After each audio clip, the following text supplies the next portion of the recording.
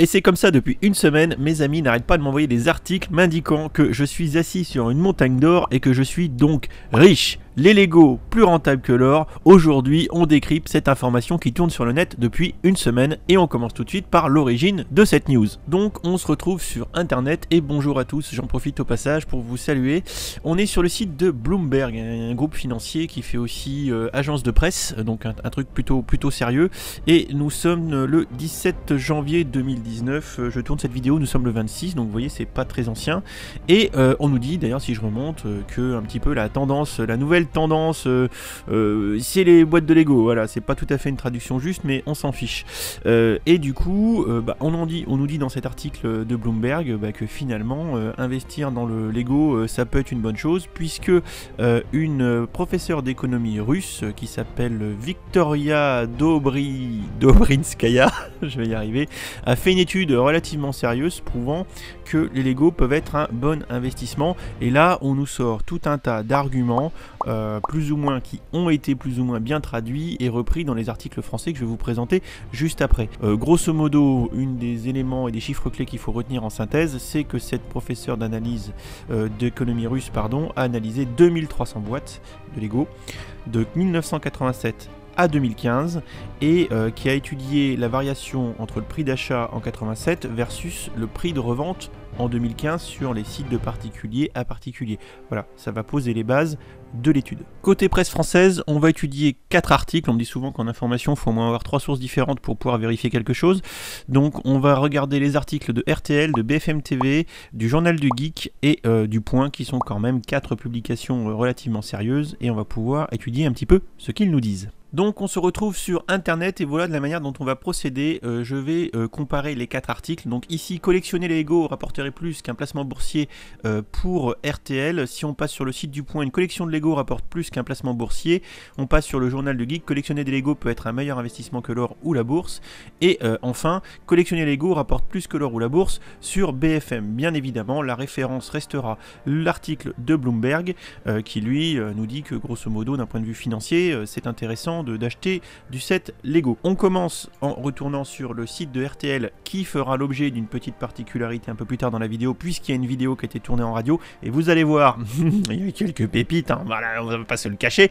Donc on commence et on nous dit que les briques de Lego, ce jeu scandinave, et là bim, ça commence, puisque la Scandinavie, quand on fait du Wikipédia, c'est la Finlande, la Suède et le Danemark, et les Lego c'est danois. Donc ce jeu danois, s'il vous plaît, merci, un peu de précision dans les écrits, et très populaire auprès des parents et des enfants, ça c'est vrai, et peuvent rapporter gros. Selon les millésimes et les collections, quand même un petit peu de tempérage, je dirais, c'est littéralement une super affaire. En un an, leur valeur peut être multipliée par 7. Alors là déjà, gros carton rouge d'entrée pour RTL, qui fait une généralité. Oh bah non, si je dis ça, on va encore dire que je suis vraiment trop exigeant. Ah bah oui, là tu pinailles. Bah en fait pas tant que ça, parce que si on relit bien, malgré un petit peu le tempérage qu'on a vu juste avant, on nous dit quand même que globalement, en un an, la valeur peut être multipliée par 7 si vous êtes dans les bonnes collections, etc. En réalité, si on se réfère à l'article de base de Bloomberg, voilà, on nous dit que dans un cas extrême, un kit Star Wars Darth Revan, qui était vendu en 2014 pour 4 $, a été revendu environ 30 $ l'année plus tard, soit grosso modo 7 fois plus. Bon, si dans les faits on regarde un peu de quoi il s'agit et qu'on va sur Brickset, un site que je vous recommande pour avoir un petit peu des informations sur les briques Lego, d'ailleurs c'est un des sites de base que j'utilise. Bon bah voilà, Darth Revan, donc déjà c'est un polybag, c'est un sachet, ça comprend qu'une seule figurine, donc c'est bien pour ça que son prix de base était d'environ 4 $, puisque même en France, les figurines sont généralement 4 € la pièce, et on voit bien qu'actuellement la valeur de revente, même encore maintenant, est de l'ordre de 30 $, et si on va sur le site Compare qui va avec, quand on fait Brickset, c'est Bricklink derrière, et quand on regarde ici les prix des items actuellement en vente d'occasion ou même neuf, on est globalement, voilà, average price, donc le prix moyen 44 € ou 30 €, ce qui est toujours vrai. Bon voilà, disons que si vous voulez faire fortune avec du Lego en l'occurrence, il fallait en 2014 acheter Darth Revan en très grosse quantité pour en revendre maintenant. Voilà, donc c'est pas forcément si évident que ça. Surtout que derrière, les bougres, ils insistent, si vous avez acheté au fil du temps 1000 € de Lego, vous pouvez aujourd'hui espérer en retirer 7000 €. Eh ben non, je suis désolé, ça c'est pas vrai, ça serait valable si, comme on vient de le dire à l'instant, vous avez acheté la bonne boîte au bon moment, et que vous la revendez maintenant, enfin clairement, et que vous l'avez acheté en quantité suffisante. Enfin, faudra avoir acheté 1000 € de Dark Raven, ça fait une sacrée quantité de polybag, on est d'accord. Donc là encore, vous faites une généralité qui est fausse et vous induisez les gens en erreur, et ça, RTL, c'est pas bien. Donc on nous dit ensuite qu'aucun autre placement en bourse ou assurance vie ne supporte la comparaison. Ok, sans doute, très bien, mais bon, vous avez déjà un peu exagéré, donc voilà, j'en tiendrai pas trop compte. On nous rappelle, et quand même ça c'est bien, la source qui est bien Bloomberg, et qui rappelle que c'est l'analyste russe qui a fait son travail sur la base des 2300 boîtes de 87 à 2015, avec la comparaison avec les prix de vente observés en 2015 lors d'enchères entre particuliers. On va rentrer sur un autre argument, point avancé dans les différents articles. On le retrouve tout d'abord dans cet article de RTL, à savoir, si vous possédez un Faucon Millennium, celui piloté par Han Solo dans Star Wars, une boîte de 5000 pièces commercialisée à sa sortie 549 €, vous pouvez en espérer plus de 5000 € ce matin. Ah là là là là, RTL, c'est pas bien ce que vous faites. Alors déjà, vous n'êtes pas assez précis, puisque vous ne donnez pas la référence de la boîte pour qu'on puisse aller chercher un petit peu.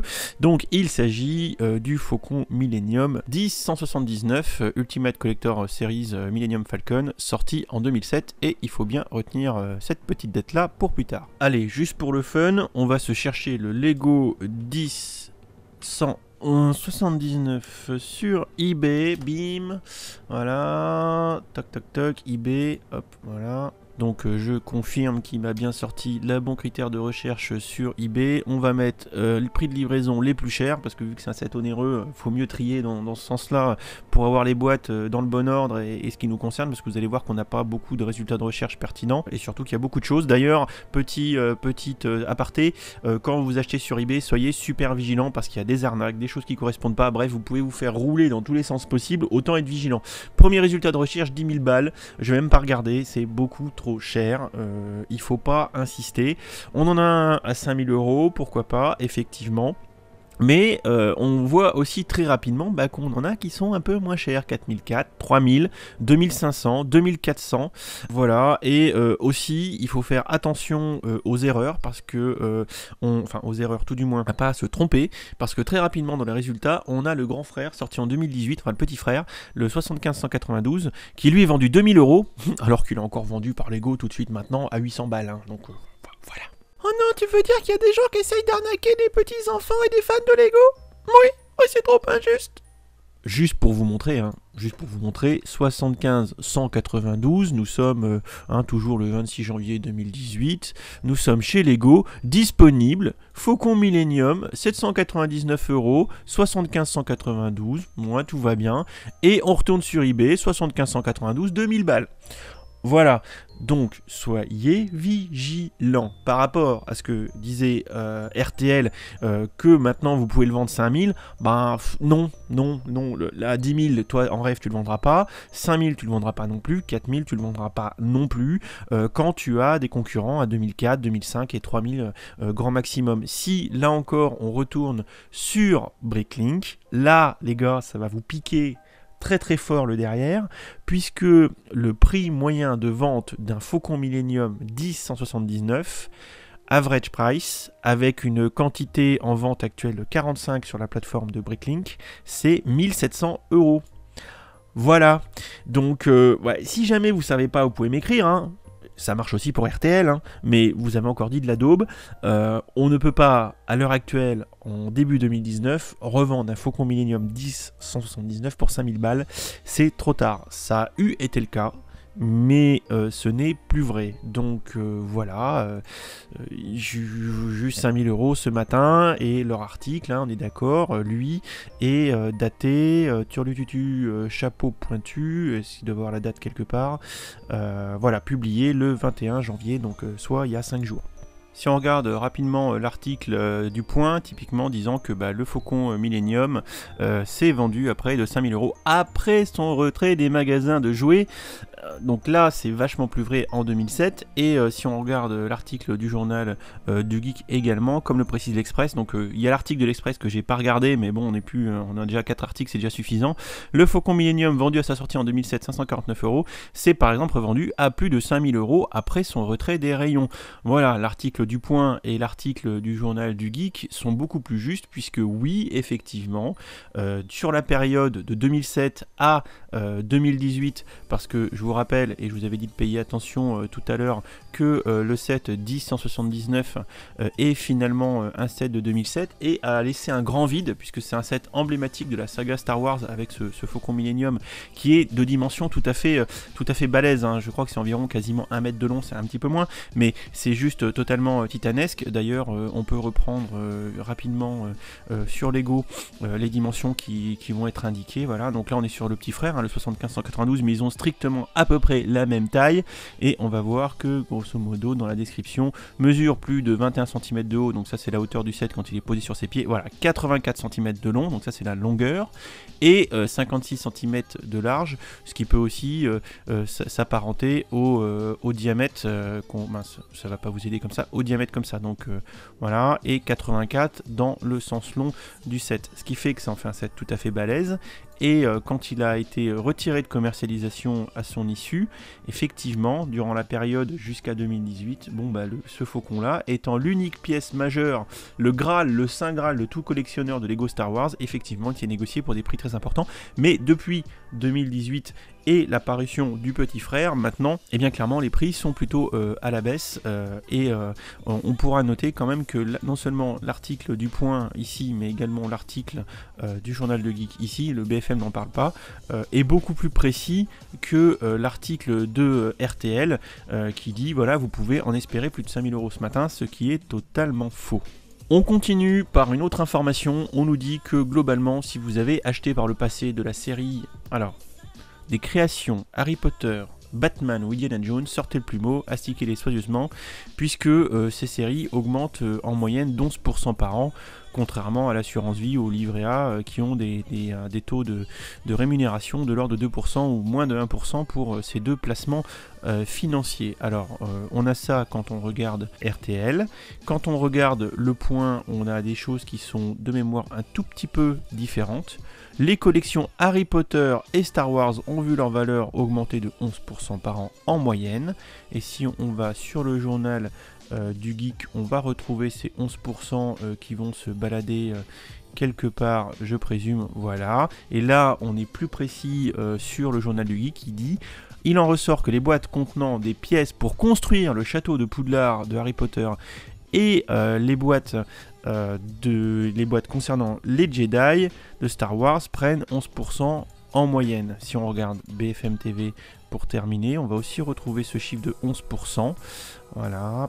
Par exemple, les collections sous licence Harry Potter ou Star Wars, en particulier celles qui ont trait au château de Poudlard ou aux Jedi, prennent en moyenne 11% de valeur par an. Référons-nous à la référence, à savoir le site de Bloomberg, qui lui, on va retrouver également les 11% qui vont se traîner quelque part. Il faut juste que je les retrouve, parce que vous avez compris que je fais à peu près du direct. Voilà, donc ici, on nous reparle un petit peu de l'économiste russe qui a fait l'analyse, et quand on fait de la traduction en temps réel, she found that collection used for Hogwarts Castle and Jedi Starfighters.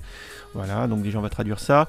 Elle a trouvé que les collections utilisées pour les châteaux de Poudlard et les Jedi Starfighters ont à peu près une augmentation de 11% a year, 11% par an, et on est bien loin des éléments de RTL qui nous dit encore les créations Harry Potter, Batman ou Indiana Jones. Non, c'est pour du Harry Potter et du Star Wars, ici, pour ce qui est du Point, on nous dit les collections Harry Potter et Star Wars. Alors oui, pour Harry Potter et Star Wars, mais là, ils ont généralisé, donc pas bien le Point. Par contre, quand on regarde cette fois-ci le journal du Geek, il en ressort que les boîtes concernant les pièces pour construire le château, voilà, et les boîtes contenant des Jedi, ce qui est un peu plus vrai, et c'est également le cas pour BFM qui reprend à peu près les bons termes, à savoir les collections sous licence Harry Potter ou Star Wars, en particulier celles qui ont trait au château ou au Jedi. Tout ça pour dire que la bonne information qu'il faut relayer, c'est que globalement, les 11% de prise de valeur par an sur les sets Lego, c'est plutôt applicable aux sets Harry Potter, aux sets Star Wars, et plus particulièrement au château de Poudlard, et aux sets contenant des Jedi, et plus particulièrement même des Jedi Starfighter. Si on vérifie rapidement avec un exemple, donc là je suis sur Brickset, sur les sets Harry Potter, donc triés par année. On commence par 2001, 2001 l'année de sortie du premier film au cinéma, Harry Potter à l'école des sorciers. Il y a une myriade de sets, clairement faut bien comprendre que les gammes Lego c'est juste dantesque, et c'est assez vrai pour Harry Potter pendant la période de parution des films. On s'arrête sur le set 4709, Hogwarts Castle, qui est la première version du set du château de Poudlard réalisé par Lego. Donc on a quelques informations, numéro de set, nombre de pièces, environ 700 pièces pour 9 figurines. On a ici le prix de vente tel qu'il était à l'époque. Donc grosso modo c'était vendu 90$, on pourrait dire 100€ pour nous, ou un truc du style, il serait peut-être à 99,9, mais bon, j'ai pas le prix français de l'époque, mais on est de l'ordre de 90$. Si on va vite fait sur Bricklink, on va avoir une idée des prix de vente. Donc ici les items actuellement en vente, 61 d'occasion, 14,9, avec des prix allant en moyenne grosso modo à 420 euros en neuf, et 146 en occasion. Alors je précise que les comparaisons et les taux d'augmentation annuelle proposé par la scientifique, l'économiste russe, c'est sur du 9 pour du 9. Donc ici, pour un prix de base, à 100, on va dire 100$. Ok, 100$. 100$, le set il est paru en 2007. Voilà, en 2001. Donc pour nous, c'est grosso modo il y a 18 ans. 18 ans, donc on va arrondir, on fait 10% par an. Donc ça ferait 180. Allez, admettons 200%. Ok, ça veut dire que grosso modo, au bout de 10 ans, on fait plus 100%, c'est-à-dire en double prix. Si j'ai été sur un prix de base à 100€, je suis donc maintenant, au bout de 10 ans, à 200€, et au bout de 20 ans, à 300€. À peu de choses près. Voilà, bon bah là on voit 400, c'est un peu biaisé parce qu'il y a un prix qui est vendu au max à 900€, donc ça augmente la moyenne mécaniquement, donc le prix moyen est pas terrible, mais on est bien de l'ordre de 300-400€ en prix neuf, ce qui également donne une bonne indication, c'est le prix d'occasion qui lui est toujours un peu plus réaliste. On est sur une moyenne à 150€, ce qui dans tous les cas est supérieur au prix de vente neuf de l'époque. Voilà, donc ça serait évidemment éminemment compliqué et très long de faire une comparaison exhaustive parce qu'elle a dû y passer un temps pas possible, mais du 11 moyenne par an, on peut considérer que son chiffre pourrait être juste, mais là où je mets un très gros haut là, c'est que ça dépend de la gamme, ça dépend de la boîte dans la gamme, du moment où vous l'avez acheté, du prix auquel vous l'avez acheté, donc c'est éminemment compliqué. Il ne faut pas prendre ces chiffres pour du bon pain, directement comme ça, sans comprendre ce que ça implique, et si ça vous est applicable. Donc voilà, gardez ce chiffre en tête, mais il ne faut pas non plus se dire, allez j'achète du Lego, maintenant toutes les boîtes que j'ai prennent 11% par an. C'est pas vrai ça, voilà, je voulais juste être clair. Alors, justement, on nous rappelle dans la foulée que toutes les séries ne sont pas aussi rentables, ça c'est vrai, et on nous dit, et ça c'est vrai dans tous les articles, que la gamme Simpson serait celle qui marche le moins bien et qui perdrait 3% de sa valeur par an. Là encore, nous allons procéder à une petite vérification en toute simplicité, et on commence avec The Simpson House. Pour moi, si on parle de la licence Simpson chez Lego, faut parler de la maison des Simpsons, donc le 711-006, qui est sorti en 2014, donc c'est pas si vieux que ça. On nous dit que ça perd 3% par an, moi je veux bien. Il faut noter que ce set coûtait 220€ en France, qu'il a été commercialisé du 14 janvier 2015 au 27 décembre 2017, donc autant dire que c'est quand même relativement récent. Donc on se rappelle 220 balles, voilà, et on va regarder sur Bricklink les prix moyens de vente. Oh bah 214 average price pour de l'occasion, average price, donc prix moyen neuf, 285, donc plus cher. Alors moi je veux bien annoncer des chiffres comme ça, moi je veux bien, mais bon là déjà ça ne se vérifie pas, c'est-à-dire qu'on n'a déjà pas de perte de valeur. Quand j'ai lu ça, j'ai tiqué tout de suite, pour moi les sets Simpson ont plutôt tendance à coter. Voilà, donc je suis très très étonné qu'on me dise qu'ils perdent 3% par an. C'est peut-être vrai pour les minifigurines, mais pour les sets, et principalement pour la maison, entre autres. Et si on prend le Quick et Mark, la petite boutique de notre camarade Apu, voilà, qui est un set de 2015, de 71 016, qui était vendu, regardons ensemble, 220 € également, du 2 mai 2015 au 28 décembre 2017. Voilà, une belle boîte également, de belles factures, avec une grosse quantité de pièces, plus de 2000. Donc c'est normal que le set soit cher, on est environ toujours à 0,1 € la pièce, hein, on voit bien, hein, 0,1 fois 2200 pièces, on est à 200 balles, 220 balles, donc on est quasiment dessus, ça c'est très bien. Si on va là encore sur Bricklink, prix d'occasion, moyen 236. Oh, prix moyen 9, 279. Mais je suis étonné, on perd 3% par an, mais ah bon? Et si on revient vite fait sur la maison, parce que Bricklink c'est un peu, pas élitiste, mais disons que c'est déjà pour les gens qui connaissent, comme moi. Allez, on va sur un site que tout le monde connaît, on va sur le Bon Coin et on regarde la maison. Bim, 300 balles, boîte neuve, 200 balles, 140 d'occasion, 260, 260, 220. Ok, je m'arrête là. Donc on nous dit quand même gentiment que les sets Simpson perdent 3% par an. Alors là, c'est valable pour tous les articles, puisque la Miss dans Bloomberg nous indique, et je crois que c'est plutôt à la fin de l'article, qu'on a 3% par an sur les 7 Simpsons. Voilà, j'ai retrouvé, parce qu'il m'a fallu un petit peu de temps pour rechercher, parce que j'ai été perdu. Là, on nous dit, sur le site de Bloomberg, voilà, alors que, et ça on le reverra tout à l'heure, que les 7 super-héros, Batman, Indiana Jones, font partie de ceux qui marchent bien. Et par contre, The Simpsons est le seul thème Lego qui a perdu de la valeur, perdant environ 3,5% en moyenne. Information reprise par nos camarades journalistes français, mais que je vous ai pu vous démontrer avec 2 boîtes que c'était pas forcément vrai. Voilà. Donc tout ça pour dire que les Simpsons font un bid, je suis pas d'accord, là encore vous auriez pu vérifier simplement l'information et vous l'avez pas fait, donc voilà, encore un petit carton rouge pour RTL qui a copié-collé l'information sans trop la vérifier. C'est cadeau. Voilà. Si on termine par le dernier argument, derniers chiffres qui sont avancés dans la majorité des articles, on nous dit que grosso modo les petites boîtes de moins de 113 pièces font plus 22%, alors que les grosses boîtes font plus 7%. On a un peu plus de détails sur le point qui nous dit que les boîtes comportant moins de 113 pièces voient leur valeur s'apprécier proportionnellement davantage que les grandes boîtes contenant plus de 860 pièces sur les 30 dernières années. Voilà, progresser de 22% par an contre 7% par an pour les plus grosses boîtes. Pareil également sur le journal du geek qui ne cite pas trop de chiffres, qui dit que les petites boîtes marchent mieux que les grosses. Et pour terminer, BFM qui indique aussi que le rendement des boîtes contenant moins de 113 pièces progresse en moyenne de 22% contre 7% pour les boîtes supérieures à plus de 860 pièces.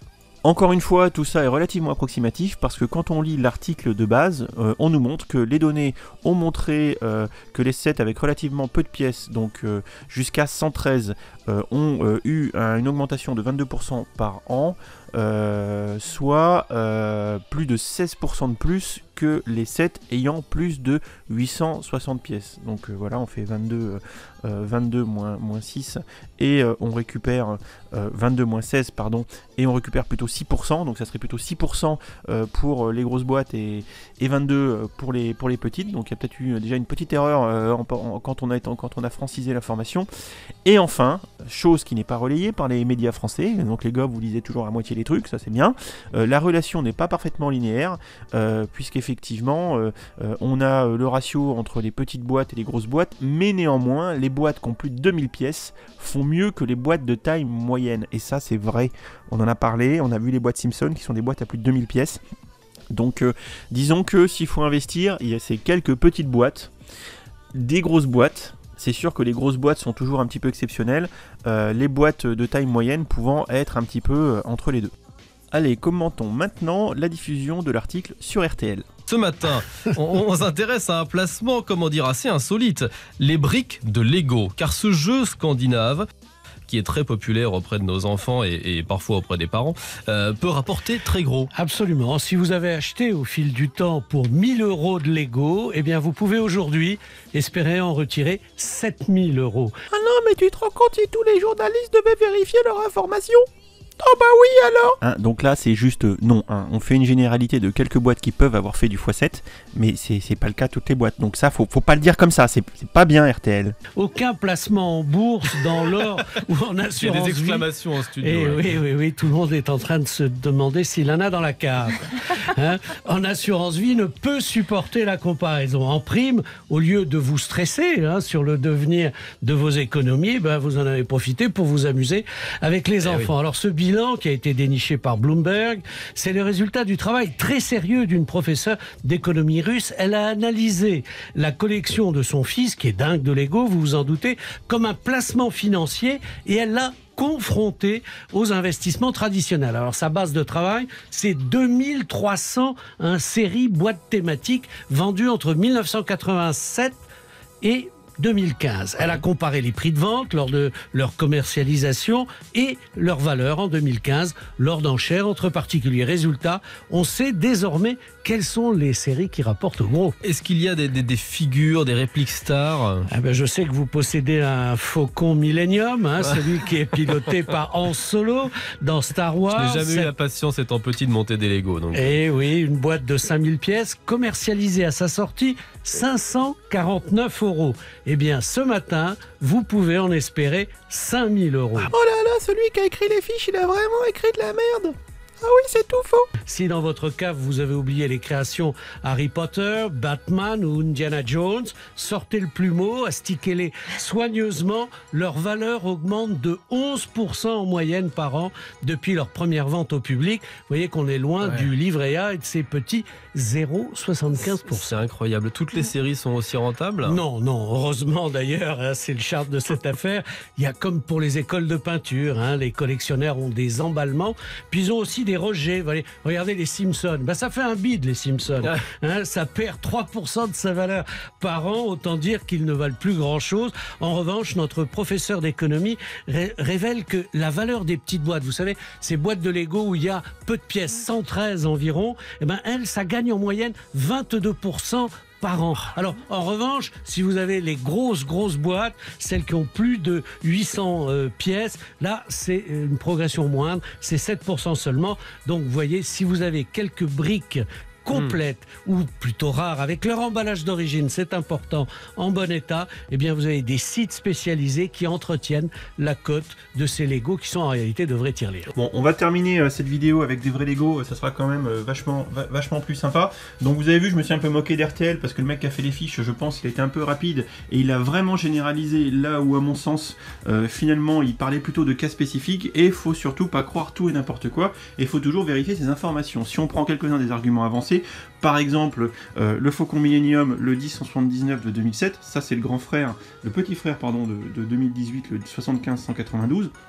Si vous l'achetez actuellement à 800 €, oui, potentiellement, d'ici quelques années, quand il sera retiré, vous allez pouvoir gagner de l'argent. Il va surcoter. C'est clair, ça va surcoter. C'est sûr, mais c'est un investissement quand même initial de 800 €. Tout le monde ne peut pas se le permettre. Également, si vous achetez tout de suite maintenant, hop, je bouge, voilà, le château de Poudlard qui est actuellement vendu pour 450 € environ, lui aussi, c'est une très belle pièce. C'est encore un château de Poudlard. On a vu tout à l'heure que les pièces de Poudlard ou certaines pièces Star Wars comportant des Jedi, je dois en avoir par là, des Jedi Starfighter, voilà des Jedi Starfighter, il y en a ici, tout ça c'est des sets Star Wars qui ont tendance visiblement à prendre les fameux 11% par an, les châteaux de Poudlard également, donc lui quand il sera retiré de la commercialisation, c'est pareil, il va prendre de la valeur, c'est sûr, mais si vous achetez du Lego City, là j'ai plein de saloperies qui traînent sur cette étagère là, celle-ci, là du City, le camion poubelle, il va pas prendre 11% par an quoi. Donc si vous voulez, faut surtout pas faire de généralité facile et se dire que on est forcément assis sur une montagne d'or quand on a des Lego. C'est comme quand on va sur le Bon Coin, qu'on trouve des Lego à des prix démentiels, systématiquement le double du prix d'achat d'origine, c'est pas forcément possible. Voilà. Donc là, vous voyez, j'ai beaucoup de Star Wars. Clairement les Star Wars ont tendance à coter, donc ça c'est vrai, on rebondit sur un petit peu des arguments qui ont été avancés. Certaines gammes de Lego ont tendance à coter plus que d'autres. Donc si je dois synthétiser et conclure sur cette vidéo qui est déjà bien trop longue, peut-on faire de l'argent avec des Lego? Oui. Est-ce facile? Non. C'est-à-dire qu'il faut réfléchir, qu'il faut cibler la bonne gamme, la bonne boîte, le bon timing. Et autant dire que c'est pas facile. Alors quand on nous dit ouais, achetez des Lego ou vous êtes assis sur des Lego, vous êtes assis sur une fortune, c'est bien trop facile. Et clairement, il faut pas croire tout ce qu'on vous raconte. Donc potentiellement oui, mais c'est pas forcément une chose due et c'est pas systématique non plus. Mais ce qui est vrai, c'est que les Lego ont tendance à garder une bonne cote, et c'est-à-dire que quoi qu'il arrive, quand vous vendez des Lego, vous pourrez toujours plus ou moins à minima vous rapprocher du prix de vente neuf de la boîte, et ça, faut le dire honnêtement, il n'y a pas beaucoup de jouets ou il n'y a pas beaucoup de produits qui vous permettent de vendre quelque chose d'occasion aussi cher que le neuf, clairement. Donc c'est vrai que de ce point de vue-là, il y a vraiment une petite particularité de la brique danoise et pas scandinave, je me répète. Voilà, donc là vous voyez aussi il y a des belles pièces. Bref, voilà, n'hésitez pas en commentaire à me dire ce que vous avez pensé de cette vidéo qui m'a pris beaucoup de temps au montage, vous vous en doutez. J'ai surtout pris les arguments un par un pour un petit peu les contredire, mais c'était volontaire pour vous montrer qu'on peut vite contredire les choses, qu'il faut pas croire tout ce qu'on vous dit, qu'il faut vous renseigner, qu'il faut chercher, qu'il faut prendre son temps et qu'il faut pas sauter sur le truc comme ça. N'allez pas dépenser votre argent en Lego et investir à bloc là-dedans maintenant en faisant n'importe quoi. Voilà, d'ailleurs à ce sujet-là, en France, on n'est pas très riche du point de vue des gens qui savent faire de l'analyse et qui savent vous donner une opinion concrète sur le devenir d'un set Lego et sur l'opportunité d'investir ou pas. Donc là, je fais un petit coucou à mon camarade Brick Invest, qui pour moi est sur YouTube la seule chaîne française à approcher les Lego du point de vue investissement. Allez voir sa chaîne, vous voyez, il vous filera plein d'informations intéressantes. Moi, clairement, pour ceux qui me suivent, vous me connaissez, je fais du Lego parce que c'est ma passion. Peut-être que dans 20 ans, ça ne vaudra plus rien et j'ai dépensé des fortunes actuelles pour du plastique, mais c'est pas grave parce que j'aime les Lego. Voilà, donc je m'en fiche. Je n'achète pas pour investir, j'achète pour me faire plaisir ou pour faire ma chaîne YouTube. Donc j'ai pas cette vocation-là. Je comprends ceux qui investissent, mais chacun son délire, chacun sa passion. Voilà, il en faut pour tout le monde. Mais clairement, si vous souhaitez investir dans le Lego, faites-le en connaissance de cause. Ne croyez pas tout ce qu'on vous balance. Rencardez-vous et faites au mieux. Voilà, je pense que j'ai tout dit. J'espère que cette vidéo vous a plu. Comme d'habitude, n'hésitez pas à vous abonner, à activer les notifications, à mettre un pouce bleu pour cette vidéo de toute beauté, bleu comme ce petit faucon Millennium du Kessel Run. Voilà, donc j'arrête, je parle trop, j'arrête. Voilà, je vous fais des bisous, je vous dis à bientôt sur les prochaines vidéos, et je vous attends en commentaire pour parler de ce sujet de fond qui est l'investissement Lego, parce que c'est très intéressant, et j'ai hâte de voir le commentaire de mon camarade Brick Invest qui, à mon avis, va suivre cette vidéo avec attention. Je te fais des bisous, mon petit Valentin. Ciao, ciao.